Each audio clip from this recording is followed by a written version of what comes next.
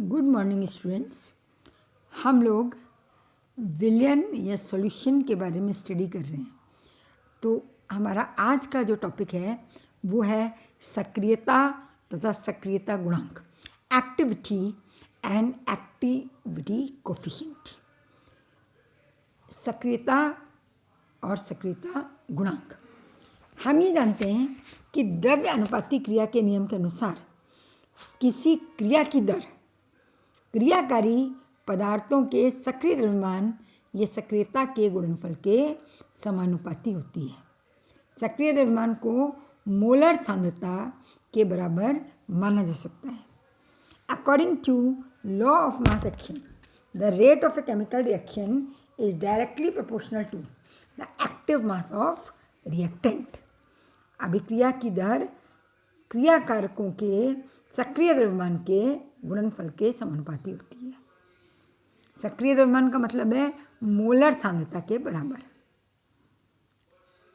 लेकिन विद्युत अनअपघट्यों non electrolyte के विलयनों के ऊष्मागतिकीय गुण तथा अन्य गुणों की व्याख्या सांद्रता के आधार पर की जा सकती है।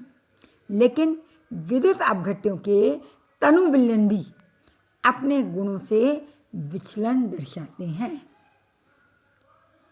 क्या मतलब हुआ कि जो नॉन इलेक्ट्रोलाइट है उसका अगर हम सॉल्यूशन बनाते हैं तो इस सॉल्यूशन की थर्मोडायनेमिक प्रॉपर्टी या कोई दूसरी प्रॉपर्टी उनको हम कंसंट्रेशन के आधार पर एक्सप्लेन कर सकते हैं।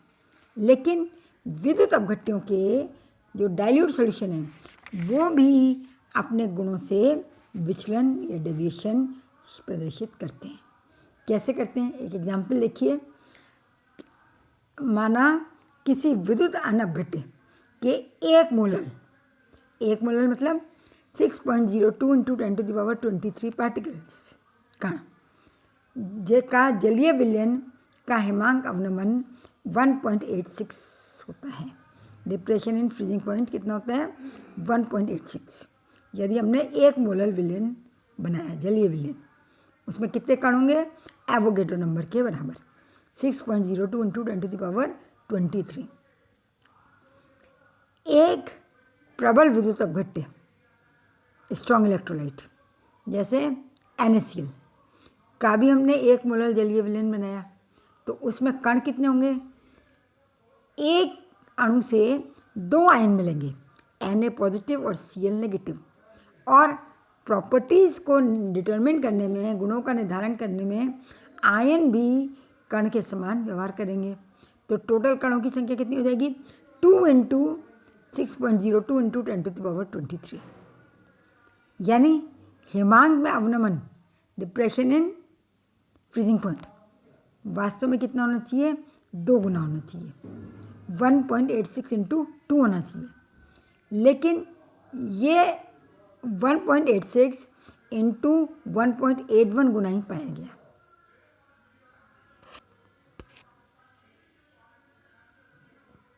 यानी कि डिप्रेशन इन फ्रीजिंग पॉइंट, हिमांक अवनमन जितना होना चाहिए उतना नहीं हुआ। विद्युत अपघट्यों के विलयनों में आयनों अणुओं तथा विलायक के अणुओं के बीच पारस्परिक क्रियाएं होती हैं। There is a interaction between ions, molecules and solvent molecules in electrolyte. क्या इंटरेक्शन होते हैं, विपरीत आवेशित आयन एक दूसरे को आकर्षित करते हैं और समान आयन एक दूसरे को प्रतिकर्षित करते हैं। Opposite ions attract each other and similar ions repels each other. Ion जो हैं वो विलायक के साथ मिलकर विलायक संकृत आयन बनाते हैं, सॉल्वेटेड आयंस बनाते हैं। और आयन जो है इसलिए एक स्वतंत्र कण के रूप में व्यवहार नहीं कर सकता। क्यों? क्योंकि आयन प्रभावित हो रहा है किससे, समान आवेशित आयनों से, विपरीत आवेशित आयनों से, विलायक के अणुओं से। तो इसलिए इनके मध्य जो पारस्परिक क्रियाएं होती हैं, इंट्रैक्शंस होते हैं, उसकी वजह से आयन जो है वो स्वतंत्र कण की तरह व्यवहार नहीं करता। Ion cannot act as a free particle. अब क्योंकि आयन स्वतंत्र नहीं है, इसलिए इस स्थिति में क्या होगा, इस स्थिति में विलन इस प्रकार व्यवहार करेगा जैसे उसकी सांद्रता वास्तविक सांद्रता से कम हो, क्योंकि आयन पूरी तरह, सभी आयन पूरी तरह स्वतंत्र नहीं है। Ion is not totally free, so it act as its act in a such a manner that its concentration is less than the true concentration of the solution. इसकी सांद्रता विलयन की वास्तविक सांद्रता से कम हो, ऐसा व्यवहार करेगा। अब विलायक के अणु आयनों के साथ मिलकर संकृत आयन बनाते हैं, हाइड्रेटेड आयन बनाते हैं। तो हाइड्रेटेड आयन बनाने से क्या हुआ, हाइड्रेटेड आयन बनाने से क्या हुआ कि बहुत सारे विलायक के अणु जो कि आयन के साथ मिल गए, उनकी संख्या वास्तविक विलायक की संख्या में से कम हो गई।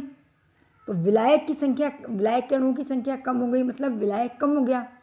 तो विलयन कैसे व्यवहार करेगा, जैसे इसकी सांद्रता वास्तविक सांद्रता से अधिक हो। अतः ऐसे विलयन की सांद्रता उसकी वास्तविक सांद्रता से अधिक हो। कहने का मतलब है कि यदि आयनों के बीच में आपस में आकर्षण या प्रतिकर्षण हो रहा है, तो वो स्वतंत्र आयन की तरह व्यवहार नहीं कर सकेंगे और विलयन में आयनों की संख्या कम प्रतीत होगी। यानी ऐसा प्रतीत होगा कि विलयन की सांद्रता वास्तविक सांद्रता से कम है। The concentration of solution appears to be less than actual concentration. और अगर विलायक अणुओं के साथ आयन मिलकर संकृत आयन बना रहे हैं, कॉम्प्लेक्स आयन बना रहे हैं, तो क्या होगा, तो विलायक के अणुओं की संख्या कम हो जाएगी, यानी विलायक कम हो जाएगा और ऐसा प्रतीत होगा कि विलयन की सांद्रता उसकी वास्तविक सांद्रता से अधिक है। The concentration of solution appears to be more as compared to the actual solution, actual concentration. इसका मतलब ये हुआ कि विलयन की जो सांद्रता है वो एक्चुअल सांद्रता से, वास्तविक सांद्रता से कम या अधिक हो सकती है। तो क्योंकि जो गुण सांद्रता पर निर्भर करते हैं वो सांद्रता के कम या अधिक होने से परिवर्तित हो सकते हैं, इसलिए इन गुणों में विचलन पाया जाता है, डेविएशन होता है। The properties which depend upon concentration will change as compare to their actual value. तो इस विचलन को दूर करने के लिए लुईस ने सक्रियता पद का प्रतिपादन किया। सक्रियता पद का प्रतिपादन किया। इस सक्रियता को हम ए से डिनोट करते हैं या ए से निरूपित किया जाता है। To overcome this deviation either due to more concentration और less concentration, Lewis proposed a term activity which can be denoted by a, small a. इसको हम स्मॉल a से निरूपित करते हैं। ये जो एक्टिविटी है सक्रियता, ये सांद्रण के समानुपाती होती है।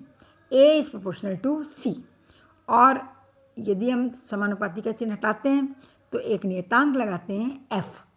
क्या आ जाएगा हमारे पास, a is equal to f into C. समीकरण नंबर 1। f क्या है, f है सक्रियता गुणांक, एक्टिविटी कोफिशिएंट। a है सक्रियता या एक्टिविटी, और c है मोलर सांद्रता या मोलर कंसंट्रेशन। समीकरण 1 से हमारे पास क्या आया, F is equal to A/C। सक्रियता और वास्तविक सांद्रता का अनुपात जो है वो सक्रियता गुणांक कहलाता है।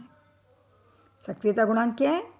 It is the ratio of activity and actual concentration of the solution. F को हम कहते हैं सक्रियता गुणांक या एक्टिविटी कोफिशिएंट। अब हमने माना कि विलयन में धनात्मक और ऋणात्मक आयन है। Solution contain positive and negative ion. तो पॉजिटिव आयन की सक्रियता को हम कैसे लिखेंगे? A+ is equal to F+ into C+। समीकरण नंबर 2, यानी धनात्मक आयन की सक्रियता बराबर धनात्मक आयन का सक्रियता गुणांक मल्टीप्लाइड बाई धनात्मक आयन की सांद्रता, कंसंट्रेशन। इसी तरीके से नेगेटिव आयन के लिए अपन लिखेंगे A- is equal to F- into C-। समीकरण नंबर 3। अब यहाँ पर क्या है? यहाँ पर जो है वो विलयन की सांद्रता किस में है? मोलर सांद्रता, मोलैरिटी में, मोलरता में। मैंने आपको बताया था। अब यदि विलयन की सांद्रता हम मोलरता में लें, यानी मोल प्रति 1000 ग्राम विलायक के रूप में, तो सक्रियता गुणांक को हम F की बजाय गामा से प्रदर्शित करेंगे। फिर से समझ लीजिए, यदि सांद्रता मोलरता में है, यानी मोल प्रति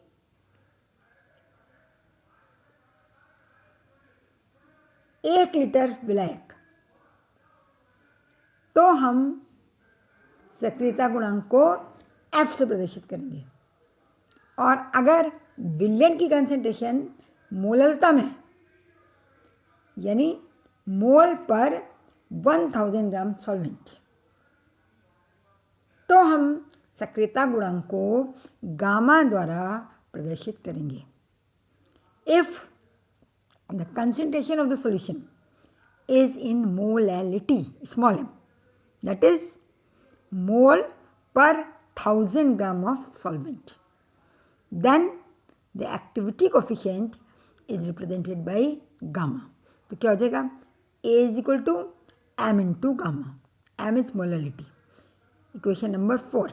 इसी तरीके से A+ धनात्मक आयन की सक्रियता, activity of positive ion, is equal to M+ positive ion की मोललता, molality, into gamma plus activity coefficient of positive ion.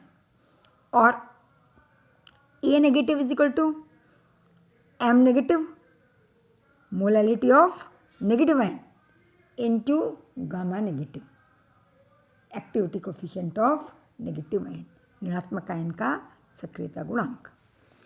अब हम जानते हैं कि अगर सॉल्यूशन डाइल्यूट हो और सॉल्वेंट वाटर हो, तो मैंने आपको बताया था मोलरता और मोललता बराबर होती है, इसलिए F और गामा का मान समान होगा। क्योंकि मोलरता और मोलरता बराबर है, तो सक्रियता तो बराबर होगी होगी। इसका मतलब क्या है कि F और गामा का मान भी समान होगा। अब क्योंकि F और गामा ये अनुपात है, रेशियो है, इसलिए इनका कोई मात्रक नहीं होता। F एंड गामा मतलब activity coefficient is the ratio, so it is unitless. A की और C की यूनिट सेम होती है, या A की और M की यूनिट सेम होती है, इसलिए गामा या F का कोई भी मात्रक नहीं होता। अब एक एग्जाम्पल लेते हैं। कोई यूनिवैलेंट इलेक्ट्रोलाइट है, एक संयोजी विद्युत अपघट्य AB। कैसे इसका आयनीकरण होगा? A+ और B-,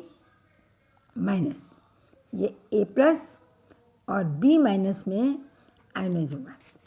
अब अगर हम इसका इक्विलिब्रियम कांस्टेंट साम्य अवस्था नियतांक निकालें तो क्या आ जाएगा। अब यहाँ पर हमको सांद्रण की जगह क्या टर्म का मिलना है, एक्टिविटी, सक्रियता। तो A प्लस आयन की सक्रियता यानी activity of A plus ion into B negative ion की सक्रियता, activity of B negative upon AB की सक्रियता AB। अब हम जानते हैं कि A प्लस की सक्रियता कितनी होगी, A is equal to C into F. तो A प्लस की सक्रियता की जगह पर ने क्या रखा, CA plus into FA plus. इसी तरीके से AB माइनस की जगह पर ने क्या रखा, CB minus into FB minus upon AB की जगह CAB इंटू FAB। अब इसको हम दो टुकड़ों में रीअरेंज कर सकते हैं। कंसंट्रेशन टर्म एक साथ ले लिए और एक्टिविटी कोफिशिएंट्स एक साथ ले लिए तो क्या हो जाएगा, ये K is equal to CA plus into CB minus upon CAB एक ब्रैकेट में multiplied by FA plus into FB minus upon FAB। तो this is the value of equilibrium constant. साम्य अवस्था नियतांक का मान इस प्रकार ज्ञात किया जा सकता है। और अब यदि विलयन की सांद्रता को मोललता में व्यक्त किया जाए तो कुछ नहीं, C की जगह हम M लिखेंगे और F की जगह हम गामा लिखेंगे। तो क्या हो जाएगा, K is equal to CA plus, तो MA plus MB minus upon MAB into gamma A plus into gamma B minus upon gamma AB। तो इस तरीके से हम यूनिवैलेंट इलेक्ट्रोलाइट के लिए इक्विलिब्रियम कांस्टेंट साम्य अवस्था स्थिरांक की गणना कर सकते हैं। अब इसके बाद हम अगले लेक्चर में लेंगे विद्युत अपघट्यों की माध्य सक्रियता एवं माध्य सक्रियता गुणांक। आज बस इतना ही। So thank you.